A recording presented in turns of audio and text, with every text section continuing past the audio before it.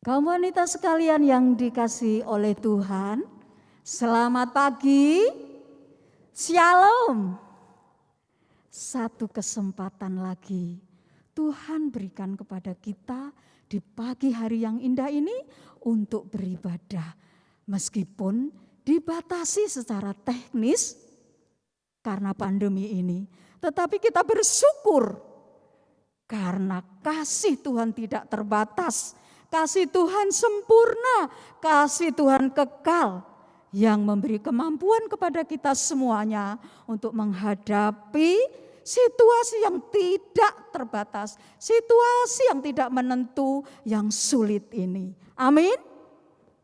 Mari untuk mengawali ibadah kita pada kesempatan ini kita berdoa bersama. Segala puji, hormat, juga syukur kami persembahkan bagimu Bapa di surga, di dalam nama Tuhan Yesus Kristus. Hati kami penuh dengan ucapan syukur, hati kami memuji Engkau Tuhan, hati kami menyembah Engkau Tuhan. Karena hanya Engkau yang layak untuk kami puji, kami sembah sekarang dan selamanya. Terima kasih Tuhan, Engkau tahu saat ini kami datang kepadamu bukan sekedar kebiasaan atau rutinitas Tuhan. Tetapi di dalam keterbatasan kami datang kepadamu. Kami rindu mengalami perjumpaan secara pribadi dengan Engkau. Kami mengasihimu Tuhan, kami mencintaimu Tuhan. Terima kasih Bapa di surga, terima kasih oleh karena kemurahan-Mu pada pagi hari ini Tuhan. Jikalau di waktu-waktu yang lalu kami kurang menghargai kasih dan pengorbanan-Mu, mohon ampuni kami Tuhan. Sucikan kami Tuhan, bentuk kami ya Tuhan, agar kami menjadi wanita-wanita yang berakar, bertumbuh, berbuah di dalam kasih-Mu. Wanita yang tangguh, yang tidak tergoncangkan oleh situasi apapun yang terjadi saat ini Tuhan. Tapi kami menjadi wanita yang sungguh-sungguh berharap bersandar kepadamu saja. Dan suatu kelak kami boleh menjadi mempelai wanitamu jika Engkau datang kembali pada kali yang kedua. Terima kasih Tuhan, Engkau memakai setiap kami, kaum wanita yang melayani apapun saat ini. Tuhan berkarya, Tuhan berhadirat, Tuhan juga memberkati kaum wanita yang menyertai, mengikuti ibadah pada kesempatan ini. Terima kasih Bapa di surga. Kami mulai ibadah ini dengan penuh ucapan syukur di dalam nama-Mu saja, Tuhan Yesus Kristus. Puji Tuhan, amin. Puji Tuhan, kaum wanita yang dikasihi oleh Tuhan.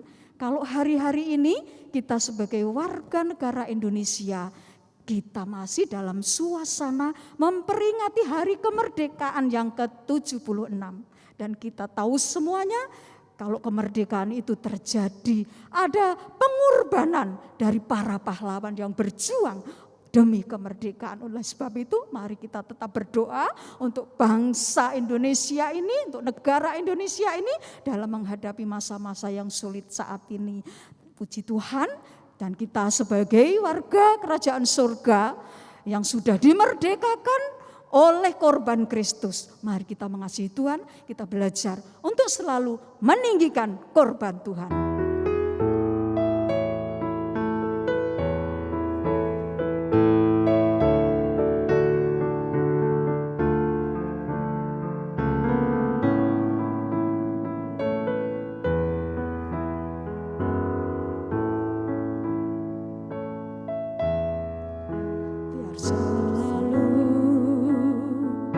Tuhan, ku tinggikan kurban.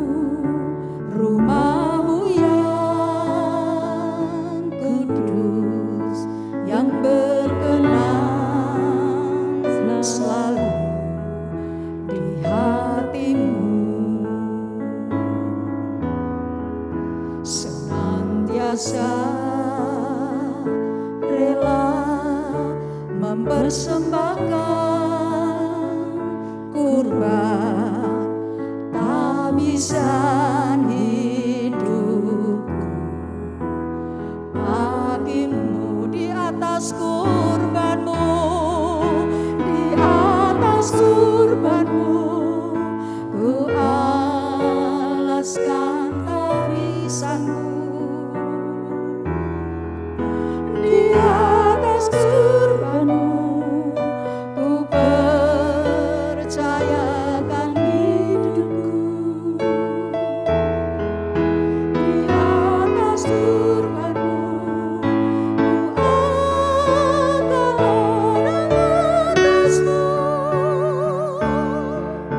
dan ku menjadi milikmu selamanya. Katakan, di atas kurbanmu, di atas kurbanmu, ku alaskan tabisanku. Haleluya. Di atas kurbanmu, di atas kurbanmu, ku percayakan hidupku. Di atas kurbanmu, ku akan ada atasmu, dan ku menjadi milikmu selamanya. Di atas kurbanmu, di atas kurbanmu, ku alaskan tamisanmu. Di atas kurbanmu, ku percayakan hidupku. Di atas kurbanmu, ku akan ada atasmu, dan ku menjadi milikmu selamanya. Dan ku menjadi milikmu selamanya. Sekali lagi, dan ku menjadi, dan ku menjadi milikmu selamanya. Syukur, kami menyembah-Mu Tuhan, kami meninggikan kurban-Mu Tuhan, kami mengasihi Engkau Tuhan, kami mencintai Engkau Tuhan. Syukur, syukur, inilah hidup kami Tuhan, inilah hati kami Tuhan.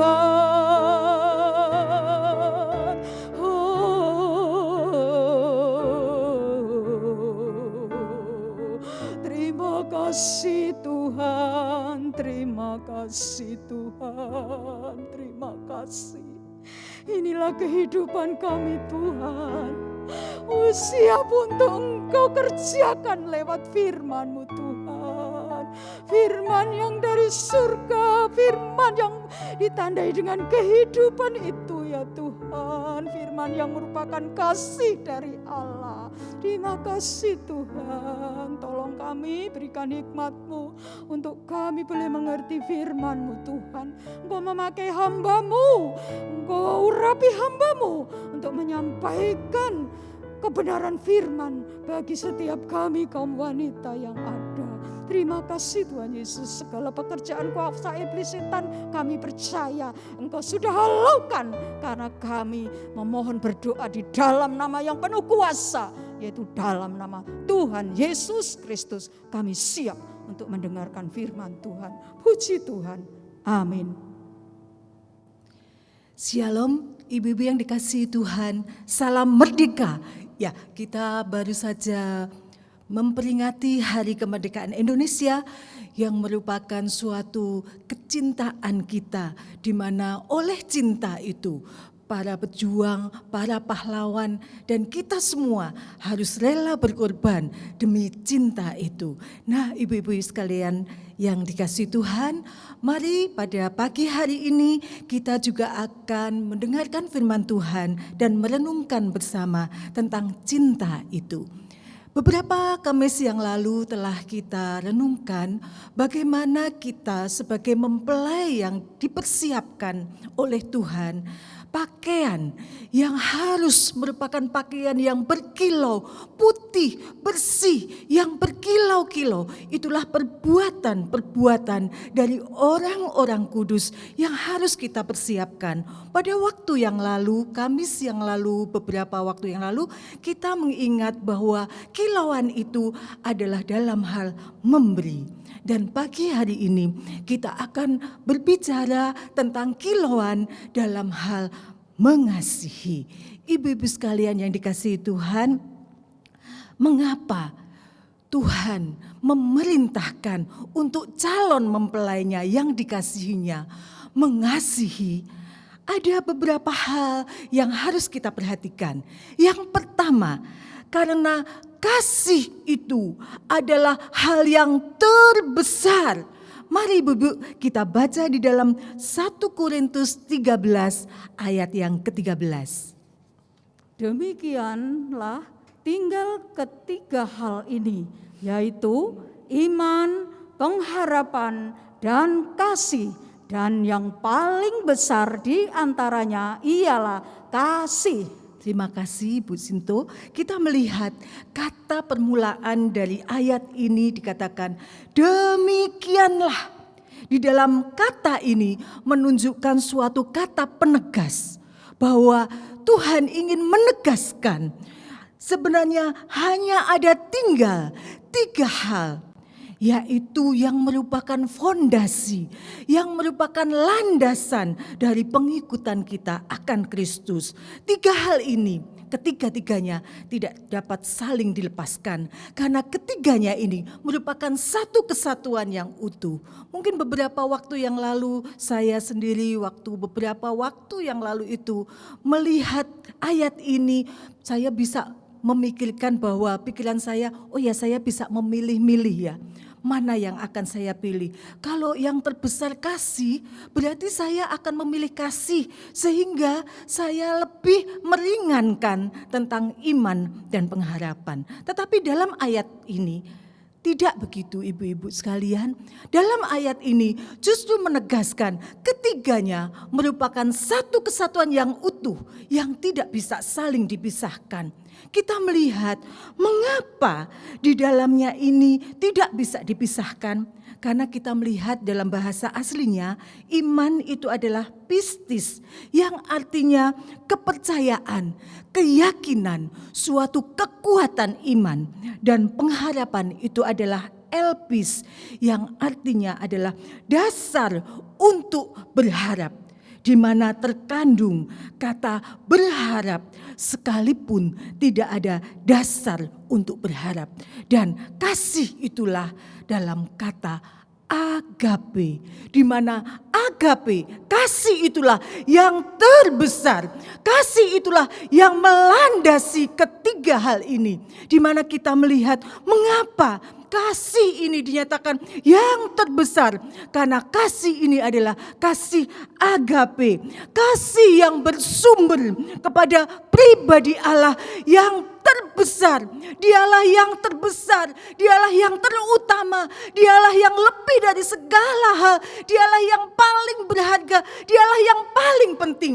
Disitulah kita melihat bahwa kasih itulah yang terbesar, karena iman itu kita peroleh karena kasih karunia Tuhan. Pengharapan itu, baik pengharapan di dalam hal jasmani, terlebih pengharapan akan hidup yang kekal, kita peroleh juga karena kasih itu. Mari kita melihat ketiga hal ini yang tidak dapat dipisahkan satu dengan yang lain, karena pribadi Allah yang besar di dalam kasih agape ini. Kita akan baca di dalam Roma 5 ayat 1 sampai 11.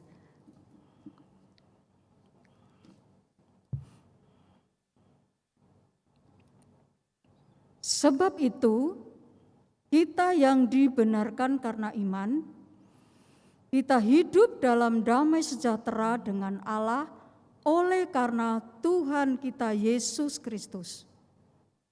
Oleh Dia kita juga beroleh jalan masuk oleh iman kepada kasih karunia ini.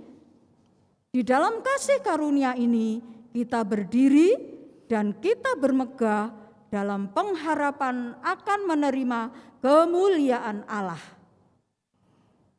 Dan bukan hanya itu saja, kita malah bermegah juga dalam kesengsaraan kita, karena kita tahu bahwa kesengsaraan itu menimbulkan ketekunan, dan ketekunan menimbulkan tahan uji, dan tahan uji menimbulkan pengharapan. Dan pengharapan tidak mengecewakan, karena kasih Allah telah dicurahkan di dalam hati kita oleh Roh Kudus yang telah dikaruniakan kepada kita. Lanjut Ibu sampai 11. Karena waktu kita masih lemah, Kristus telah mati untuk kita orang-orang durhaka pada waktu yang ditentukan oleh Allah.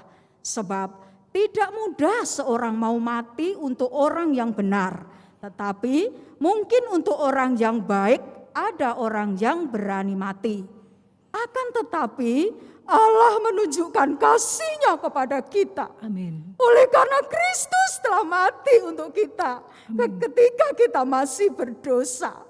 Lebih-lebih karena kita sekarang telah dibenarkan oleh darah-Nya. Kita pasti akan diselamatkan dari murka Allah. Sebab jikalau kita ketika masih seteru diperdamaikan dengan Allah oleh kematian anaknya, lebih-lebih kita yang sekarang telah diperdamaikan pasti akan diselamatkan oleh hidupnya. Dan bukan hanya itu saja, kita malah bermegah dalam Allah oleh Yesus Kristus Tuhan kita. Sebab oleh Dia kita telah menerima pendamaian itu. Amin. Luar biasa di dalam ayat ini, begitu tegas bahwa 3 hal, iman, pengharapan, dan kasih itu tidak boleh dipisahkan, tidak boleh terlepas satu dengan yang lain. Kita memiliki iman karena kasih itu, kita memiliki pengharapan karena kasih itu, karena kasih agape itu adalah pribadi Allah sendiri yang besar, yang mulia, yang terpenting, yang ajaib, yang lebih utama dari segala hal. Inilah dasar dari pengikutan kita kepada Kristus. Itulah mengapa Tuhan menginginkan kita mengasihi yang pertama. Yang kedua, kita melihat mengapa Tuhan menginginkan calon mempelainya, kekasihnya untuk mengasihi. Kita melihat hal yang kedua adalah terjadinya krisis kasih Allah di akhir zaman. Kita melihat hari-hari ini dunia begitu banyak mengalami krisis, baik krisis dalam hal jasmani, terlebih-lebih krisis dalam hal rohani. Kalau kita melihat hal ini, kita begitu melihat bagaimana kecilnya kehidupan kita, bagaimana tidak berdayanya kehidupan kita. Seorang wanita mengalami berbagai hal di dunia ini, dalam mengalami kondisi krisis yang terjadi, kita membutuhkan kasih itu. Itu sebabnya kita melihat apa yang terjadi karena krisis itu. Mengapa krisis itu bisa terjadi? Kita akan baca bersama di dalam Matius 24 ayat yang ke-12. Dan karena makin bertambahnya kedurhakaan, maka kasih kebanyakan orang akan menjadi dingin. Terima kasih. Di sini dinyatakan, dan karena makin bertambahnya kedurhakaan, di mana tadi pada ayat sebelumnya waktu kita membaca di Roma, Allah telah datang di saat kita durhaka. Kita dulu berada di tempat itu, tetapi oleh kasih-Nya yang besar, oleh kurbannya yang besar, Dia mengangkat kita, Dia memindahkan kita untuk kita tidak berada di tempat itu, tidak berada pada posisi kedurhakaan kedurhakaan itu, tetapi kita berada pada posisi yang Dia telah sediakan untuk kita terlepas dari krisis itu. Karena kita dinyatakan bahwa di sini makin bertambahnya kedurhakaan itu. Makin bertambahnya kedurhakaan itu, maka kasih kebanyakan orang menjadi dingin. Berarti kedurhakaan itu adalah penyebab kasih menjadi dingin. Dalam beberapa versi Alkitab itu menyatakan kata kedurhakaan itu adalah peningkatan kejahatan yang menjalar sebegitu hebatnya. Jadi kejahatan itu menjalar dengan begitu cepat. Sehingga hal itu membuat dunia semakin mencekam. Kejahatan itu seolah makin bertambah, makin menguasai dunia ini. Dan kita melihat juga arti yang lain adalah semakin bertambahnya dosa. Kemudian dalam arti yang lain adalah pelanggaran yang makin bertambah-tambah. Di dalam kondisi itu kita melihat bahwa akhir zaman ini keadaan akan menjadi begitu sukarnya. Kita melihat apa kedurhakaan itu. Kita baca di dalam 2 Timotius 3 ayat 1 sampai 4. Ketahuilah bahwa pada hari-hari terakhir akan datang masa yang sukar. Manusia akan mencintai dirinya sendiri dan menjadi hamba uang. Mereka akan membual dan menyombongkan diri.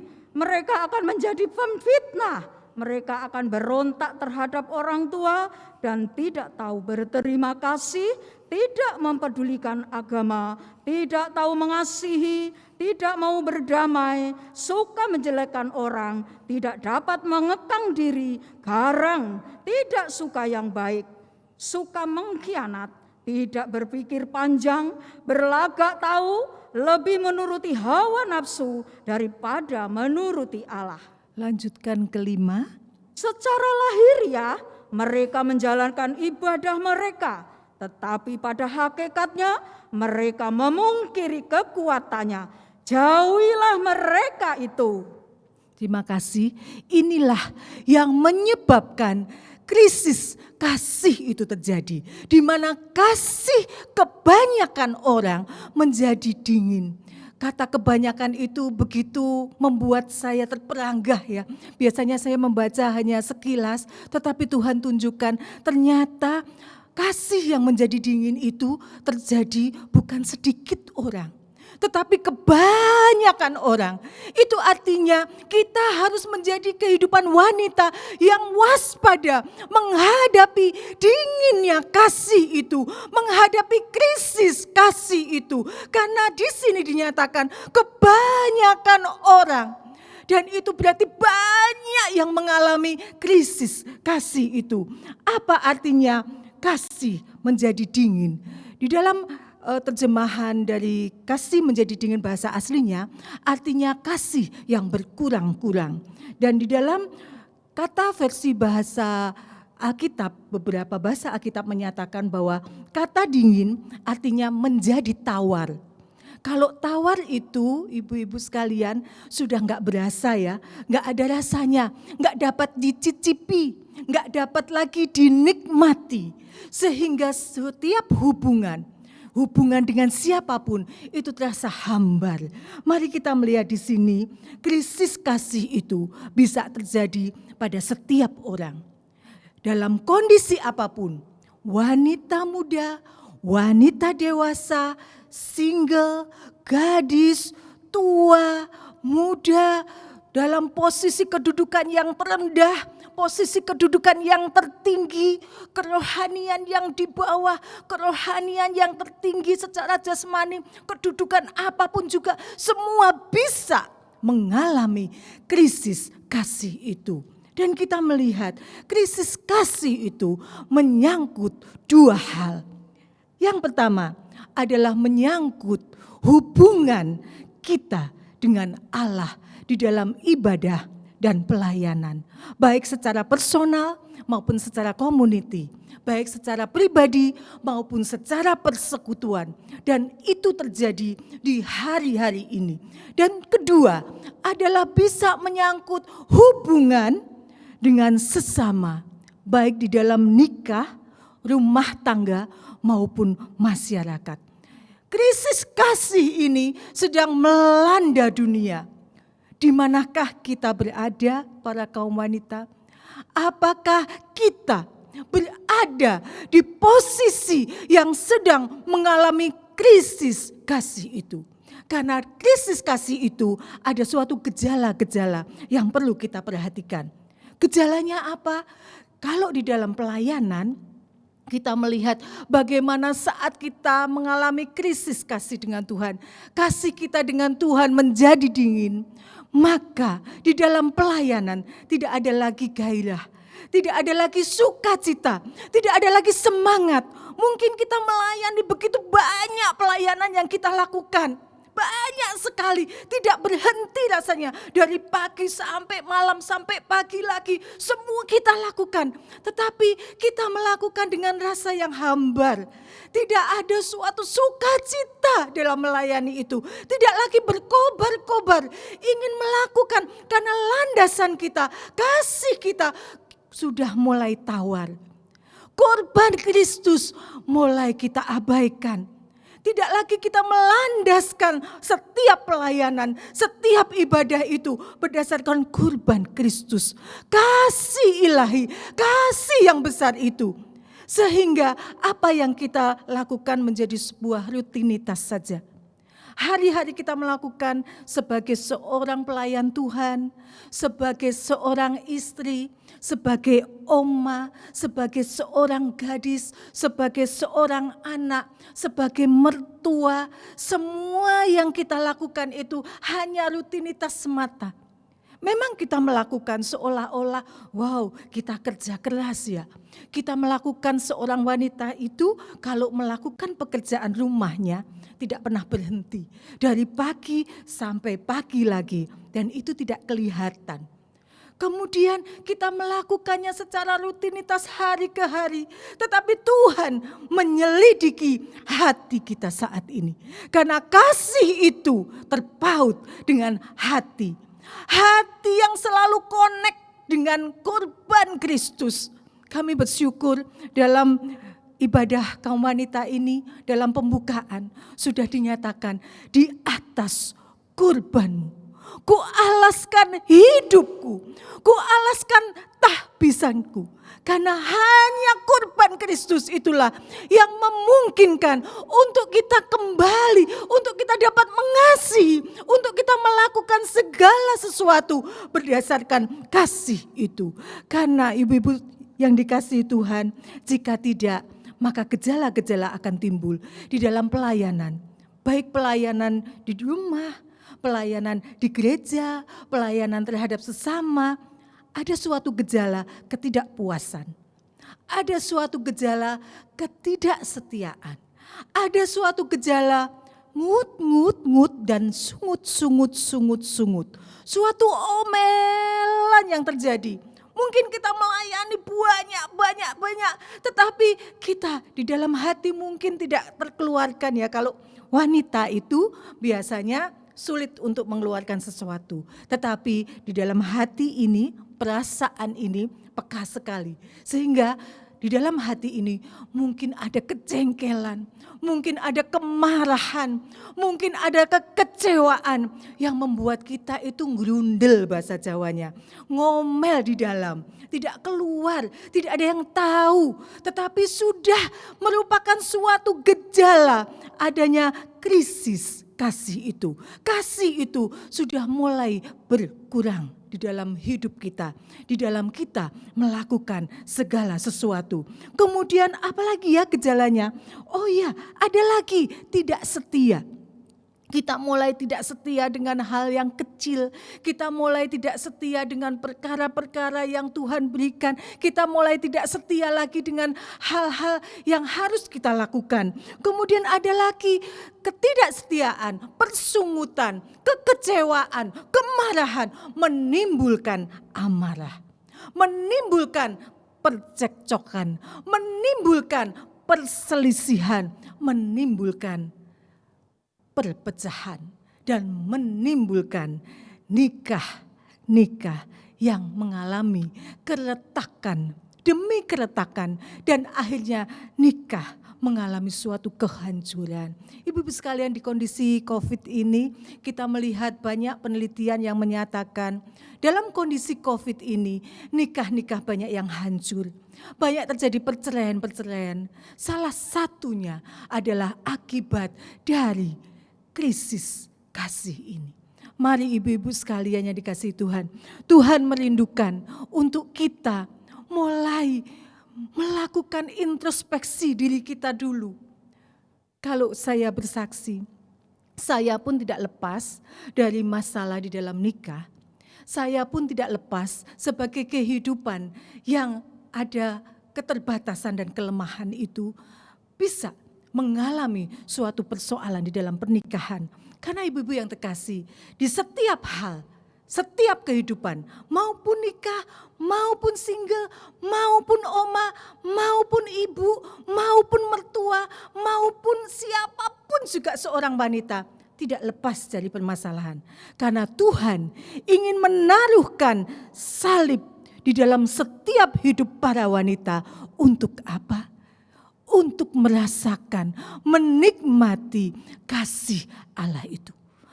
Kasih di dalam pribadinya yang luar biasa untuk kita terima di saat kita tahu bahwa ternyata saya tidak mampu menghadapi masalah itu. Dalam nikah itu seringkali hal-hal itu dalam kondisi krisis kasih itu bisa menjadi dingin.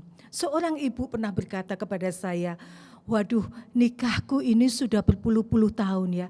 Ternyata menikah itu gitu-gitu aja ya. Rasanya aku nih bosen loh menikah. Ada seorang ibu lagi yang baru menikah kemudian mengalami persoalan yang hebat. Dia menyatakan, tahu gitu ya, aku enggak mau menikah. Aku sudah single aja lebih enak. Dan hal-hal itu pernah terjadi di dalam setiap kehidupan wanita. Mungkin wanita mengalami suatu putus cinta, merasa harapannya dikhianati, dan itu merasakan suatu hati yang pahit. Di dalam kondisi itu terjadilah krisis, sehingga kita merasakan aku tidak mau lagi. Dan saya mengalami hal itu karena pada saat muda saya mengalami beberapa hal yang saya alami dan membuat hati saya berkata bahwa saya enggak mau orang laki, saya enggak mau, cukup. Karena laki itu menyakitkan. Wes laki itu yo gitu-gitu aja. Laki itu ya ngono. Nah, selalu hal itu menjustis hidup saya untuk berkata bahwa enggak, saya enggak mau. Tetapi apa yang terjadi? Di dalam proses demi proses, Tuhan ingin memperlihatkan pada hidup saya.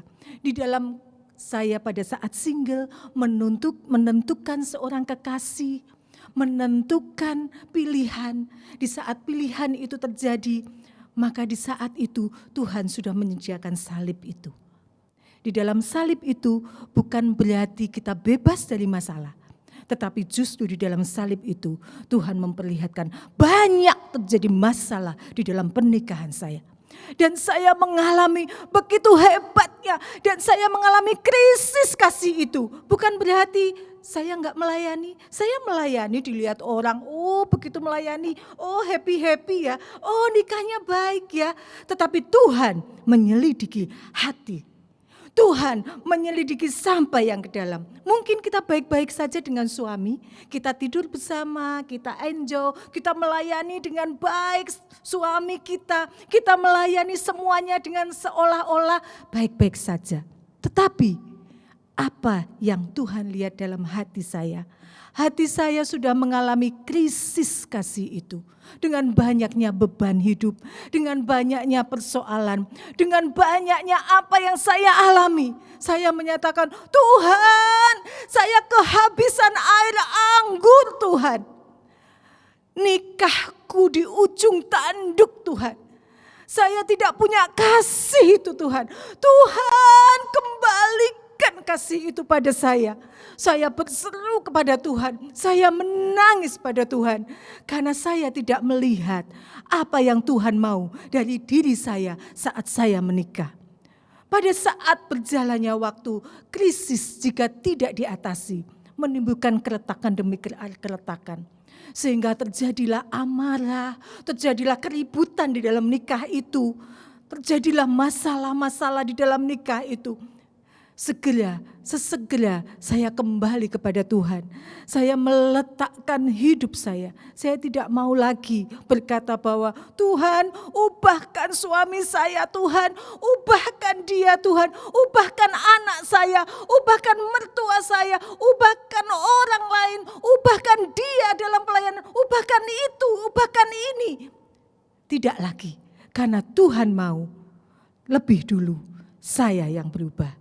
Tuhan mau lebih dulu kasih itu ada dalam hidup saya. Di saat saya berlutut, di saat ketidakmampuan saya menyatakan, Tuhan, saya enggak ada kasih lagi Tuhan. Inilah saya. Betul-betul saya tidak ada kasih. Dan saya diingatkan Tuhan, seorang rasul yang hebat, yaitu Petrus, Rasul Petrus. Saat Tuhan menanyakan, apakah engkau mengasihi aku? Sampai 3 kali seorang yang besar, yang saya lihat begitu luar biasa di dalam pelayanannya, di dalam pengikutannya pada Tuhan. Seorang murid Tuhan yang hebat sekalipun. Saat Tuhan menanyakan, apakah engkau mengasihi aku? Di situ Rasul Petrus menyatakan bahwa Tuhan, ini aku Tuhan. Kasihku hanya sebatas filio. Saya enggak bisa lebih Tuhan, filio pun mungkin enggak nyampe Tuhan. Itu rasul yang hebat. Apalagi saya. Saya merasakan hancur hidup saya berteriak kepada Tuhan. Tuhan, saya butuh kasih-Mu. Di saat itu Tuhan memperlihatkan salib Kristus.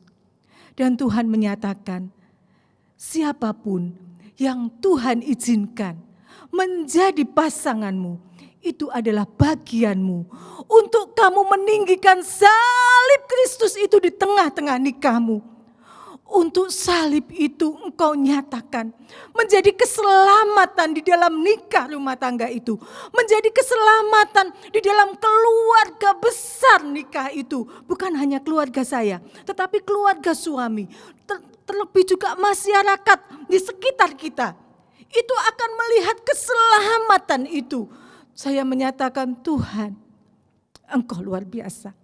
Engkau memberikan kami pengertian yang selama ini saya dibutakan.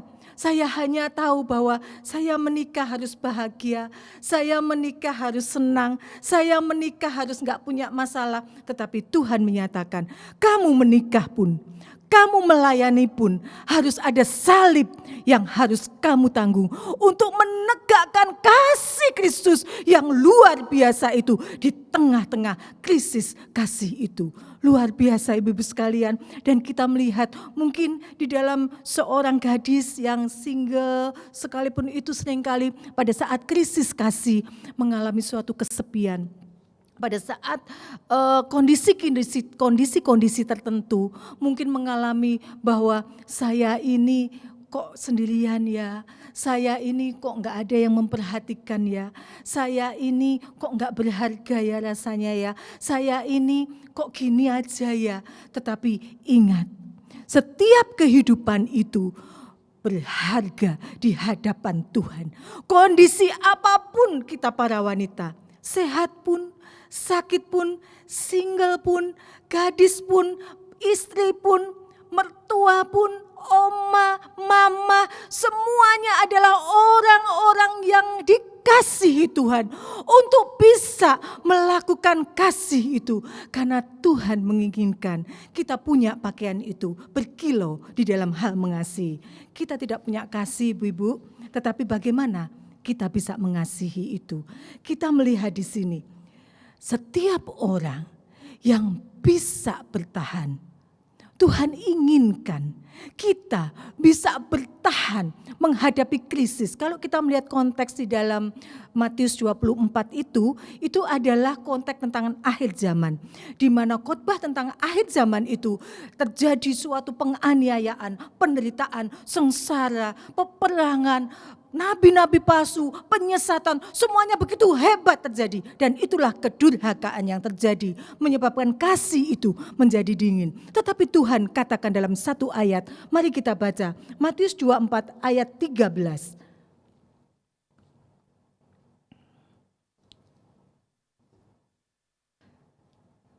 Tetapi orang yang bertahan sampai pada kesudahannya akan selamat.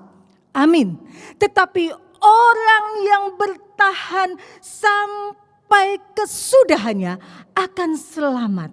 Kata bertahan ini adalah artinya mampu menanggungnya. Mampu menanggung penderitaan, mampu menanggung sengsara, mampu menanggung menghadapi segala penyesatan untuk bisa bertahan.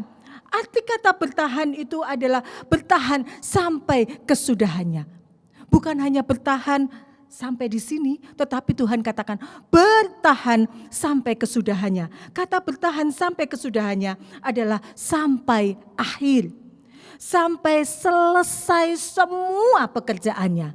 Sampai menggenapi hidup kita di dalam semua apa yang kita lakukan. Wow, Tuhan, bisakah saya bertahan? Tanpa kasih kita tidak mungkin bertahan. Karena di dalam kata kasih itu terkandung kata agape.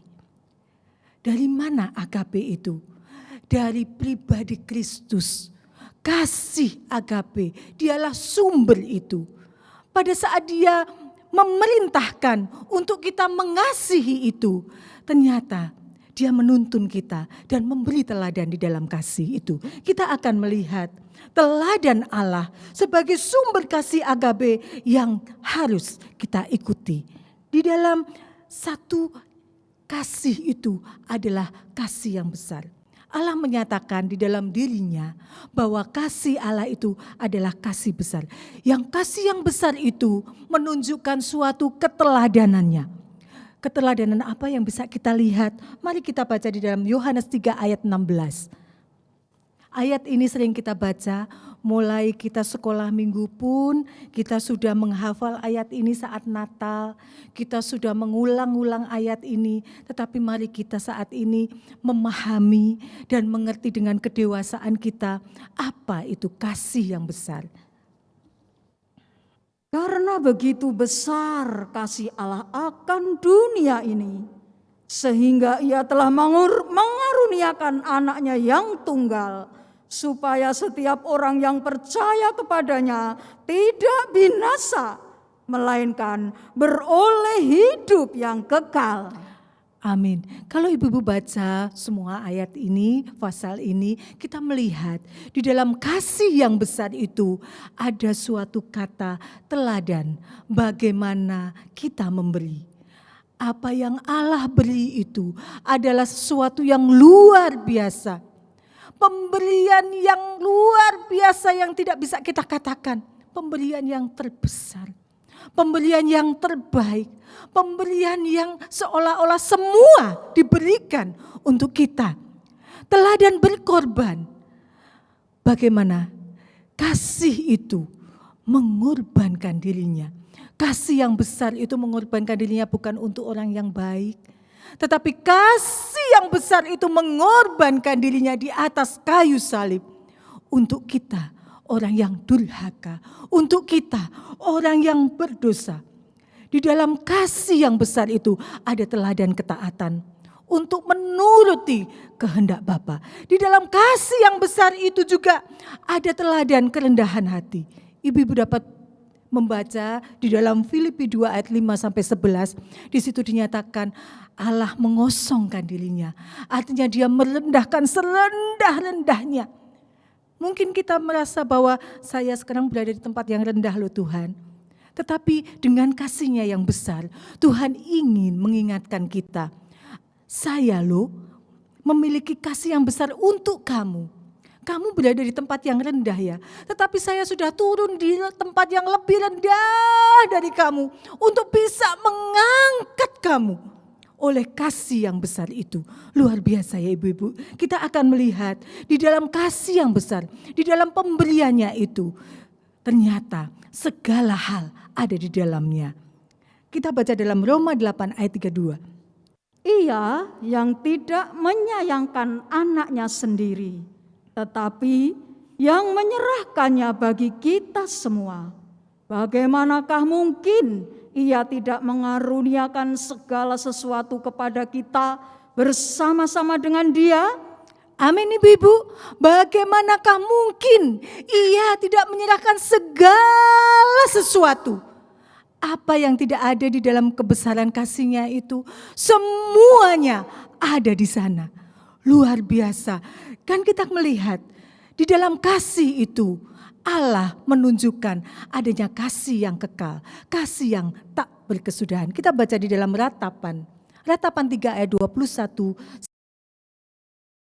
Tetapi hal-hal inilah yang kuperhatikan. Oleh sebab itu aku akan berharap tak berkesudahan kasih setia Tuhan, tak habis-habisnya rahmat-Nya, selalu baru tiap pagi, besar kesetiaan-Mu. Amin. Kita melihat ibu-ibu dalam kitab Ratapan ini merupakan ratapan dari Nabi Yeremia melihat kebinasaan Yerusalem dan melihat suatu pemberontakan dari bangsa Israel yang berulang-ulang dilakukan sehingga murka Allah terjadi atas bangsa ini. Dan pada saat itu Nabi Yeremia itu menangis dan meratap. Disinilah ratapan itu. Di dalam ratapan ini kita melihat seorang nabi yang bisa memandang di dalam tangis dan ratapannya itu, memandang jauh ke depan.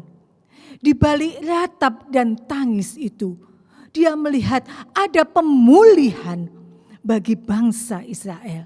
Oleh karena kasih yang tak berkesudahan. Dia melihat kesetiaan Allah yang begitu luar biasa. Apabila dia tidak melihat ini, kita akan melihat apa ya yang manusia sering pikirkan di saat ratap tangis itu. Apa yang sebenarnya ya, itu banyak hal yang terjadi. Kita akan baca di ayat yang ke-18. Sangkaku, hilang lenyaplah kemasuranku dan harapanku kepada Tuhan. Iya, seringkali di dalam pemikiran kita, kata sangkaku itu pikirku. Jika kita tidak memandang Tuhan, tidak memandang kasih yang tak berkesudahan itu, maka kita sebagai manusia wajar kalau kita berpikir bahwa sangkaku Tuhan, sangkaku ini sudah lenyap semuanya. Sudah enggak ada lagi harapan. Begitu besarnya ratap tangis ini Tuhan. Begitu besarnya semuanya ini terjadi. Tuhan, enggak ada lagi harapan. Sangkaku, pikirku itu manusia. Tetapi Nabi Yeremia di dalam ratap tangis yang Tuhan izinkan melalui penderitaan dan murka yang terjadi, dia memandang bahwa di balik itu Tuhan merindukan satu pertobatan untuk melakukan suatu pemulihan yang luar biasa oleh karena kasih yang tidak berkesudahan. Di dalam kasih yang tidak berkesudahan itu Tuhan memberikan teladan pengampunan. Bagaimana kita mengampuni? Di saat ratap tangis, di saat orang mengecewakan, suami mengecewakan, di saat semuanya menjengkelkan, di saat membuat marah, di saat semuanya tidak seperti apa yang kita mau. Karena manusia merindukan keinginan-keinginan yang perlu direalisasikan ya. Pada saat enggak terrealisasi, mungkin kita tuh merasa kecewa, kita merasa capek, kita merasa lelah. Kemudian kita berpikir dari hati kita sendiri, sangkaku Nah, kata-kata itu terjadi karena kita tidak melihat kasih yang kekal itu. Pada saat Nabi Yeremia memandang kasih yang tak berkesudahan itu, dia memandang jauh ke depan. Di dalam ratap tangis, ada suatu pemulihan yang akan terjadi bagi bangsa Israel apabila dia bertobat dan kembali kepada Tuhan. Disitulah nanti dia akan melihat kasih Allah yang tak berkesudahan. Di dalam kasih Allah yang tak berkesudahan ada harapan, ada pertolongan. Tepat pada waktunya Tuhan. Dan itu bisa dilihat dan itu bisa dialami di saat kita melihat, memandang kasih Allah itu. Bagaimanakah pengampunan kita di saat ratap tangis? Bagaimanakah kita mengampuni orang lain? Apakah kita bisa memberi harapan di tengah-tengah terjadinya krisis kasih itu? Apakah justru kita menghancurkan? Seringkali kita melihat orang yang berdosa, kita langsung menjudge, kita langsung menghakimi orang itu. Kita tidak melihat bahwa kita sendiri ada banyak kekurangan. Mari ibu-ibu, jangan kita melihat orang lain, jangan kita melihat suami, mari kita melihat diri sendiri dulu.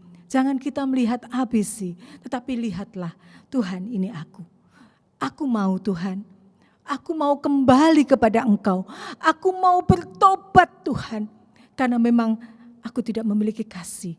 Aku wanita yang berdosa. Aku banyak kelemahan, banyak keterbatasan. Dan ingin kembali kepada Engkau. Untuk Engkau pulihkan. Mengalami kasih yang tak berkesudahan. Untuk apa? Untuk melihat kebaikan demi kebaikan Tuhan. Di dalam rahmat-Nya yang selalu baru setiap pagi. Bagaimana kalau kita mengalami rahmat itu setiap kali? Begitu sukacitanya ibu-ibu, begitu damai sejahtera. Karena dinyatakan bahwa kita menanti pertolongan Tuhan itu dengan diam. Ada ketenangan, ada damai sejahtera di dalam ratap tangis itu. Untuk melihat kasih Allah yang tak berkesudahan. Yang selalu baru rahmat-Nya setiap hari. Dan memberi suatu pengharapan dan pertolongan di tengah-tengah ratap dan tangis. Untuk kita mengalami keubahan demi keubahan, pembaharuan, pertobatan hidup. Untuk lekas kembali pada kurban Kristus yang melandasi hidup dan pelayanan kita. Kita melihat selanjutnya ibu-ibu. Kita melihat dalam hal bagaimana kita dapat melakukan kasih itu. Kita dapat melakukan kasih itu jika kita menerima kasih Allah. Kita berpaut kepada Allah.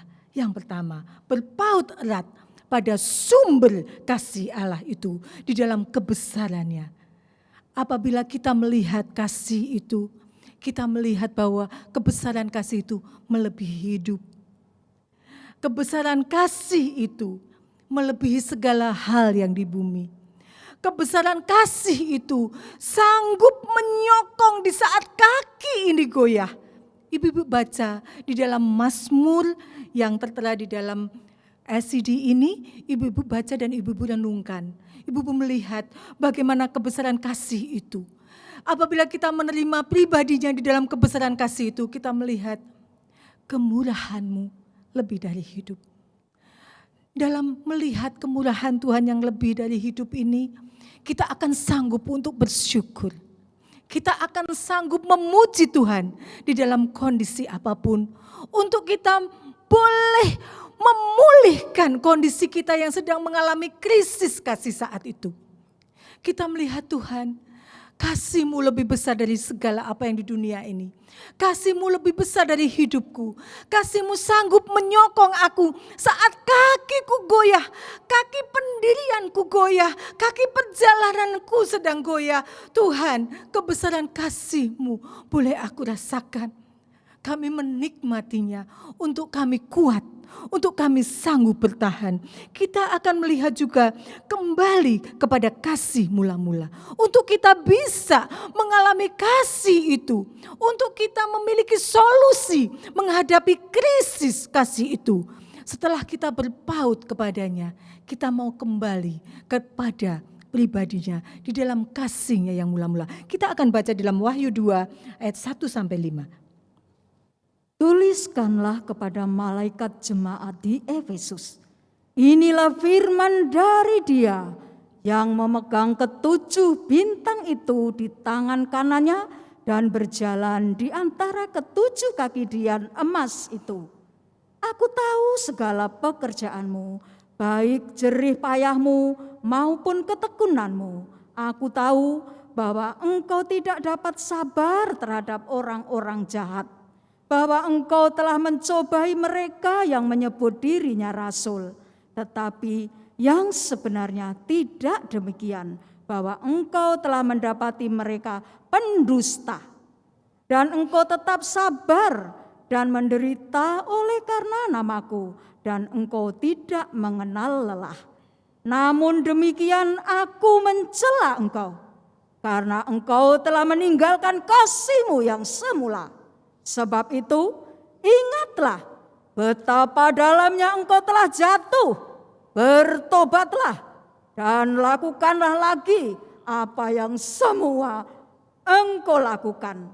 Jika tidak demikian, aku akan datang kepadamu dan aku akan mengambil kaki dianmu dari tempatnya jikalau engkau tidak bertobat. Terima kasih. Begitu luar biasanya firman Tuhan. Tuhan menegur jemaat Efesus. Sekalipun terlihat dia begitu hebat. Mungkin secara mata kita melihat kita hebat, kita bisa melayani, kita banyak melakukan hal-hal yang baik. Tetapi waktunya saat ini Tuhan mengasihi kita dan Tuhan menyelidiki hati kita. Kita ingin jujur di hadapan Tuhan. Saat ini bagaimanakah kondisi kita? Apakah kita sedang mengalami gejala-gejala krisis kasih itu? Tuhan tegur dengan sangat karena Tuhan mengasihi jemaat ini untuk berbalik dan bertobat. Kembalilah kepada kasih mula-mula itu. Kata kasih mula-mula di sini sama agape. Sama yang terjadi di dalam kasih di dalam Matius 24 ayat 12 yang tadi sama. Kata agape, Tuhan merindukan kekasihnya. Kembali, ayo kembali pada kasih mula-mula. Kasih mula-mula itu kasih yang penuh cinta. Cinta mula-mula. Bagaimana saat kita cinta mula-mula itu ada? Pada saat kita menerima Roh Kudus, pada saat kita dipenuhkan Roh Kudus, betapa cinta itu berkobar-kobar. Rasanya enggak mau berhenti ya, berdoa menyembah Tuhan itu rasanya enggak bisa di stop. 2 jam ya terus bisa. Kemudian saat sedikit ada waktu sedikit kita berdoa menyembah Tuhan, baca Alkitab. Tuhan koreksi saya juga. Seringkali kita saat hati terketuk, ayo menyembah Tuhan. Tuhan aku masih sibuk ya Tuhan. Ini kan belum selesai. Kan waktunya ada. Kan sudah disiapkan. Malam jam sekian sampai jam sekian. Kemudian baca Alkitab juga malam. Sehingga ya udah waktu itu aja. Saya ditegur oleh Tuhan. Pada saat itu Tuhan menyatakan berdoa. Tuhan ingin mengadakan suatu relasi kasih itu dengan kita. Karena Tuhan tahu kita wanita itu tidak punya kasih. Kita wanita itu membutuhkan pribadinya untuk kita berelasi dengan dia, untuk menikmati hadirat Tuhan, untuk kita bisa mengampuni, untuk kita bisa mengasihi, untuk kita bisa berkorban, untuk kita bisa melakukan segala sesuatu bukan berlandaskan dari kasih manusia, tetapi kasih ilahi. Di situ saya mohon ampun Tuhan, ampuni Tuhan. Kasihku sudah berkurang. Kasihku sudah mulai memudar. Dalam kondisi COVID ini secara tidak mungkin banyak orang yang tidak menyadari ya. Dalam kondisi COVID ini kita beribadah secara online. Kita melayani secara online. Kalau awal-awal COVID itu beribadah gitu karena kita rindu melayani ya. Saya ambil biola saya, di situ puji-pujian, ya saya main biola. Lama kelamaan kasih saya mulai kurang. Dan saya pada saat pujian, ya saya memuji Tuhan, memang memuji Tuhan sungguh-sungguh. Tetapi saya diingatkan Tuhan, loh kamu kan main biola yo, mana biolamu? Kok kamu gak main? Suami saya bilang, loh mah biolanya kok gak dimain no gitu. Saya bilang, saya cuma senyum saja. Tetapi itu sudah mulai gejala saya kurang kasih saya di dalam pelayanan saya bermain biola. Saya menangis sama Tuhan di saat ini. Firman ini bukan hanya mengoreksi ibu-ibu, tetapi terlebih dahulu mengoreksi hati saya. Banyak krisis kasih yang saya alami di dalam apapun pelayanan saya, nikah saya, relasi saya dengan sesama, banyak. Saya sedang mengalami krisis di mana kasih itu berkurang. Dan gejala itu sudah terlihat. Dan Tuhan katakan, bertobatlah kamu Esther, bertobatlah. Kembalilah kepada kasih yang mula-mula itu. Di mana kasih itu? Saya enggak punya kasih Tuhan. Saya enggak mampu Tuhan. Tuhan tunjukkan salib itu dalam hidup saya. Inilah kasih itu. Di dalam salib itulah puncak kasih Allah. Di mana semuanya ada di situ. Kamu butuh apa? Ada di situ. Kamu butuh kehangatan kasih?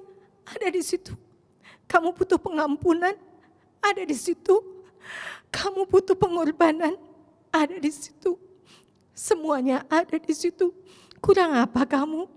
Seolah Tuhan menyatakan dalam diri saya, kurang apa jika kita memiliki pribadinya sumber kasih Allah yang besar itu. Tuhan menyatakan gak ada yang kurang, lebih dari cukup, lebih dari hidupmu, lebih dari dunia ini, lebih dari segala apapun. Kurang apa? Seringkali kita merasa bahwa kita kurang Tuhan, kurang ini, kurang itu. Kecewa ini, kecewa itu karena kita enggak puas. Karena kasih Allah tidak melingkupi hidup kita. Karena kita tidak dikuasai oleh kobaran kasih itu. Itu sebabnya Tuhan merindukan pagi ini. Kembali pada kasih semula. Di mana kita mulai melihat korban Kristus. Mungkin akhir-akhir ini kita mulai berkurang untuk mengingat kebesaran kasih-Nya di dalam kurban itu, di dalam salib-Nya, di dalam darah-Nya yang tercurah. Kita mulailah mengabaikan, kita mulai disibukkan, mungkin disibukkan secara rohani pelayanan kita. Tetapi Tuhan mau melihat hati saya dalam pelayanan itu. Apakah kasih-Ku berkobar-kobar? Apakah cintamu merupakan cinta yang semula? Tuhan koreksi hidup saya. Dan saya menyatakan, Tuhan, saya ini apa adanya saya. Saya butuh Engkau Tuhan. Saya mau kembali untuk saya memiliki dan menjunjung tinggi korban-Mu untuk mengatasi segala krisis, karena gejala krisis ini harus segera diatasi dengan tuntas. Jika tidak akan terjadi kehancuran demi kehancuran. Itu sebabnya ibu-ibu, jika ibu-ibu mengalami gejala-gejala krisis kasih, mungkin sedikit saja kurangnya. Tetapi sesedikit apapun gejala itu harus segera diatasi. Supaya Tuhan memulihkan kita untuk mempersiapkan hidup kita sebagai wanita mempelainya yang memiliki pakaian yang berkilau di dalam hal mengasihi. Karena Tuhan memberi teladan untuk kita mempelainya ikut teladan Dia dalam hal mengasihi dengan kasih ilahi. Amin. Kita akan menyanyikan sebuah lagu di dalam Psalm yang berjudul Kembalikanku Tuhan pada saat itu. Kembalikan Tuhan pada kasih semula. Biar ku junjung selalu kurban-Mu. Untuk dapat mengasihi Engkau lebih dari semua. Jika kita mengasihi Tuhan dengan baik, jika kita menerima pribadi Dia yang adalah sumber kasih agape itu, maka Tuhan memberikan kasih itu untuk memampukan kita mengasihi. Dan pakaian kita akan menyinarkan kilauan-kilauan di dalam hal mengasihi itu. Itu sebabnya saat ini Mari kita kembali pada kasih yang semula itu. Psalm 190, kembalikanku pada saat itu.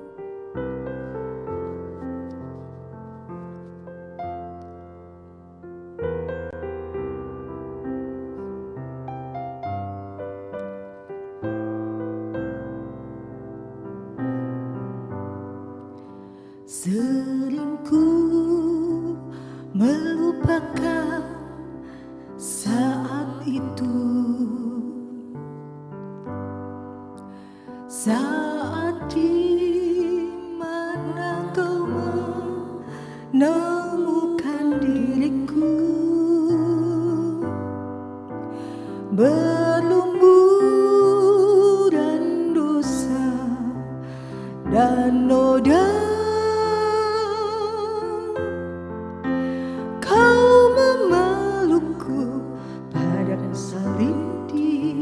Juta kau perlihatkan lambung yang tertikam, kau perlihatkan lambung yang tertikam. Amin.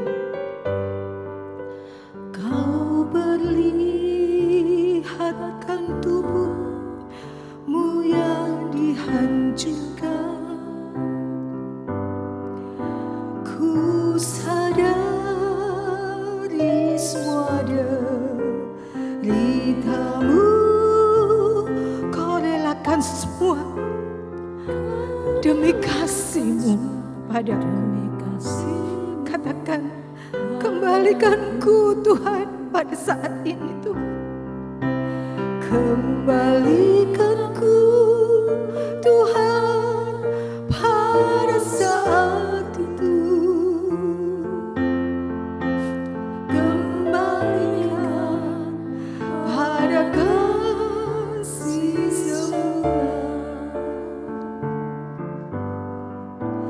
Biar ku junjung selalu korban-Mu dan mengasihi Engkau lebih dari semua. Katakan, sering ku melupakan saat itu, bila ku harus menyangkali diriku saat itu. Amin. Bila ku harus menyangkali diriku, ku gagal Tuhan, ku telah gagal Tuhan, karena aku melupakan kasih-Mu yang semula itu. Kasih semula pada salib di Golgota. Mari ibu-ibu katakan, kembalikanku Tuhan, kembalikanku Tuhan pada kasih-Mu yang semula.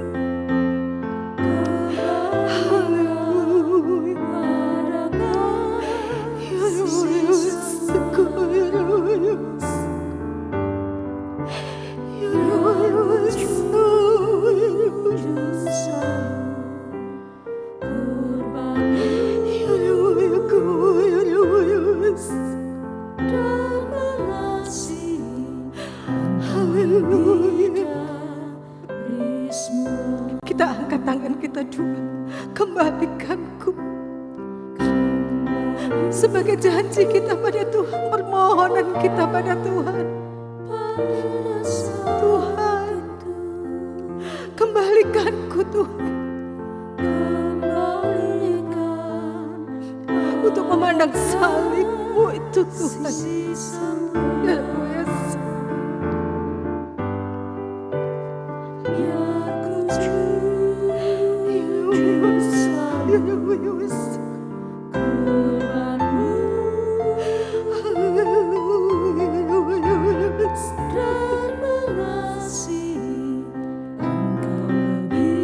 Mari ibu-ibu, kita mendengungkan lagu ini dengan kita menyembah Tuhan.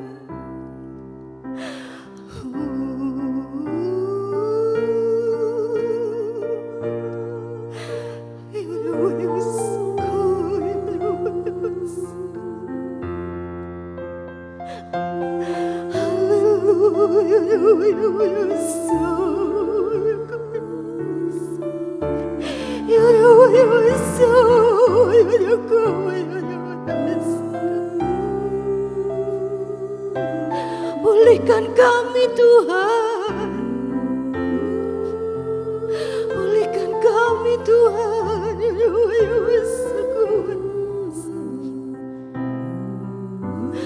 Untuk kami dapat bertahan Tuhan. Kembalikan kasih-Mu pada kami Tuhan.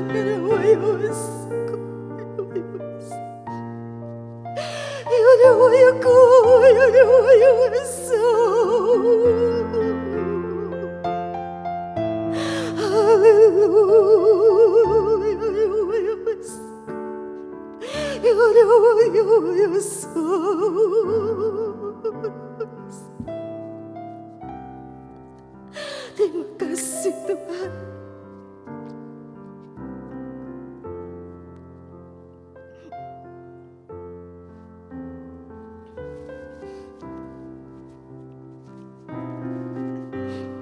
Terima kasih Tuhan.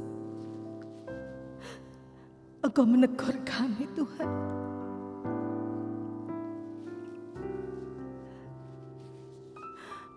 Karena Engkau mengasihi hidup kami Tuhan. Para wanita, apapun posisi kami Tuhan, kasih-Mu besar, kasih-Mu kekal, kasih-Mu tak berkesudahan Tuhan.